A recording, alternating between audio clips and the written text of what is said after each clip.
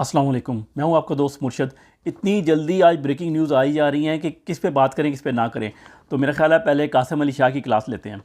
कासिम अली शाह को जो है वो लाहौर आर्ट कौंसिल का चेयरमैन लगा दिया गया है। 11 और लोगों को भी उसकी मेंबरशिप दी गई है। और लगाया किन्होंने है, जिन्होंने लगाया है उनकी टोटल मुद्दत 3 महीने की थी, जिसमें से अब 1 डेढ़ महीना रह गया है। उन्होंने इसको 3 साल के लिए लगा दिया है। क्या बात है। पीटीआई वालों ने जो इसके साथ की थी ना कासिम अली शाह के साथ, उसके बाद ये काफ़ी नाराज़ था। ये डर्टी हैरी के पास भी गया और ये गंजे शैतान के पास भी गया। उसको कहता है कि ये तुम लोगों ने तो मुझे जलील कर दिया, मेरा तो पिछला कारोबार भी बंद करा दिया, अगला तो कारोबार खुलने से रहा।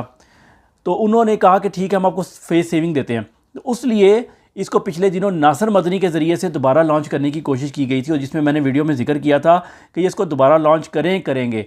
जिस वजह से कासिम अली शाह को जो इतना नुकसान हुआ है ना, उसके जो धंधा उसका चल रहा था इतने सालों से, उसको पूरा करने के लिए आज उसको नवाज दिया गया है कि कुछ नहीं, कम से कम इसने कोशिश तो अच्छी की थी और मुस्तकबिल में भी इसको यूज़ करना है, क्योंकि इसके अलावा बातें करने वाला चारों ज़ुबान डर्टी हैरी के पास और कोई बंदा नहीं है फ़िलहाल। मज़े की बात यह है कि मैंने जब ये खबर अपनी बेगम साहबा को बताई तो बेगम साहबा कहती है कि ये कासिम अली शाह का आर्ट से क्या ताल्लुक। मैंने कहा उसने जो काम करवाई डाली थी ना इमरान खान के ख़िलाफ़, वो आर्ट ही था। हाँ, अलबत्ता पीटीआई वालों ने जो करवाई डाली थी ना उसके आगे से, वो सारी की सारी एक साइंस थी जो अभी तक डर्टी हैरी को और गंजे शैतान को समझ नहीं आ रही।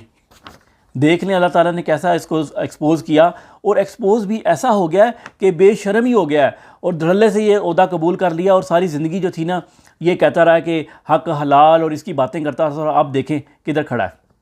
दूसरी इंपॉर्टेंट खबर यह है कि नैब का जो चेयरमैन था आफ्ताब सुल्तान, उसने इस्तीफ़ा दे दिया। कल से खबरें आ रही थी।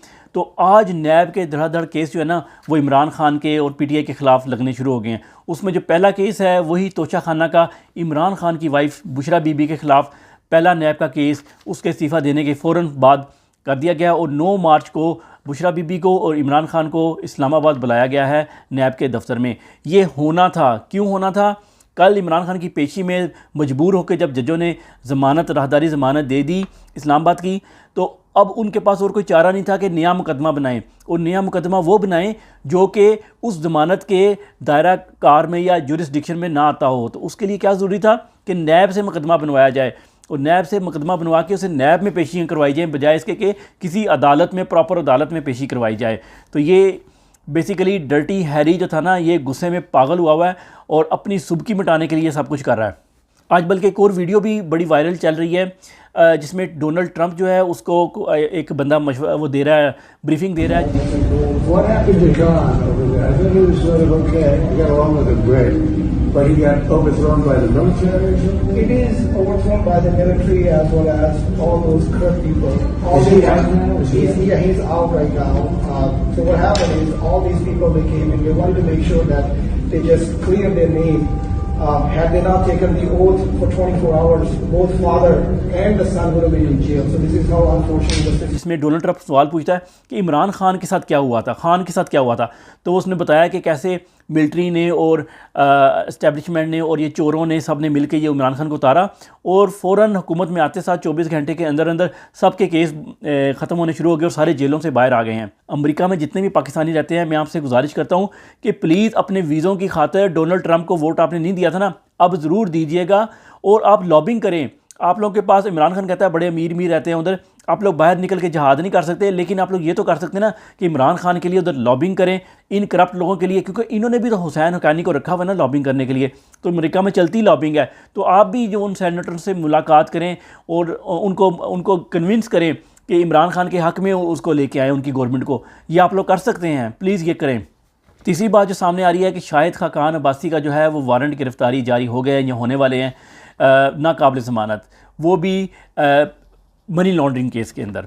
ना सिर्फ इसके ख़िलाफ़ बल्कि अयाज सादी के ख़िलाफ़ भी जारी हो सकते हैं वारंट गिरफ्तारी। ये एक वजह ये बताई जा रही है कि मरीम नवाज़ की इन्होंने जो है ना सुपरमेसी को चैलेंज कर दिया है, क्योंकि ये कह रहे हैं कि हम तो इतने अरसे से हैं, हालांकि शाहिद खाकान अब्बासी तो वज़ीर-ए-आज़म भी रहा है, अब वो मरीम नवाज़ के नीचे काम करेगा। तो उसने तो इस्तीफ़ा पहले दे दिया था। लेकिन मैं आपको एक बात बता दूं, असल कहानी ये नहीं है।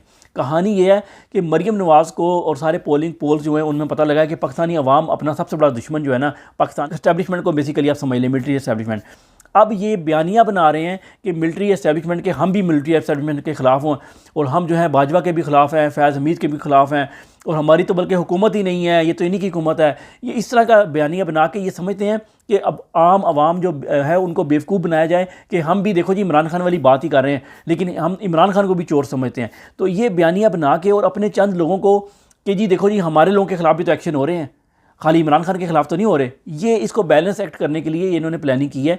एक भोंडी सी प्लानिंग है। आम बंदा तो शायद मुतासर हो जाए, लेकिन आप लोग समझदार लोग हैं, ज़ाहिर है आप लोग इससे मुतासर नहीं होंगे, बल्कि लोगों को बताएं इस बारे में कि ये इनकी अपनी चाल है और होगा कुछ नहीं हो। अपने केस जहाँ माफ़ कराए हैं, कल को इनके भी माफ़ हो जाएंगे। और मरीम नवाज़ चूँकि है डफरी, उसको ये नहीं पता कि एंटी इस्टेब्लिशमेंट बयाने या नहीं है। हम एंटी इस्टेब्लिशमेंट नहीं हैं, हम लोग तुमसे नफ़रत करते हैं, तुम जैसे चोरों, डाकुओं से, ज़रदारियों से, शरीफों से, सब आवाम तुम लोगों से नफ़रत करती है। हाँ, लेकिन आवाम के अंदर ये शऊर आ गया है कि असल में इन चोरों की तो औकात कोई नहीं थी आने की, ये तो आ नहीं सके 3 साल। इनको लाने वाले इनसे भी बड़े बेगैरत हैं, इनसे भी बड़े हराम खोर हैं। तो उन हराम खोरों के ख़िलाफ़ आवाम जो है ना गुस्सा निखा रही है, वो बीच में से हट जाएंगे तो असल निशाना तुम लोग ही होगे। आखिर में एक लतीफ़ा, परवेज़ लाई ने और मुनस लाई ने फैसला किया है कि वो पीटीआई में शामिल हो जाएंगे और आज उन्होंने मुलाकात के लिए वो बरिंगाला भी पहुंच गए हैं। कल का शो देखा उन्होंने, दोबारा उनके अंदर एकदम हरकत पैदा होती है ना, मुर्दे में जान आती है, थोड़ा सा उसको वो प्रोसेस करते हैं उसको मरने वक्त वो उसको दबाया छाती को इमरान खान ने कल, तो इनमें जान आ गई है। तो अब ये जान लेके आज पहुँच गए बनिगाला। अब बनिगाला पहुँचे कि हम शामिल होने वाले हैं। तो उधर जो थे चौधरी शुजात ने अपनी ज़िंदगी की आखिरी मिट्टी डाली है। उसने कहा जी मैं मिट्टी पाऊंगा आखिरी दफ़ा। और मिट्टी डालते हुए उसने कहा कि मैं परवेज़ लाई को जो ना वो पार्टी से ही खारिज करता हूँ, मैं उसकी रुकनीत ही ख़त्म करता हूँ, उसको पार्टी से खारिज करता हूँ। मैं तो इनके हक़ में नहीं हूँ कि ये पीटीआई में आए हैं, लेकिन चलो लेट्स सी। अपना ख्याल रखिएगा, दुआ में याद रखिएगा। अस्सलाम वालेकुम।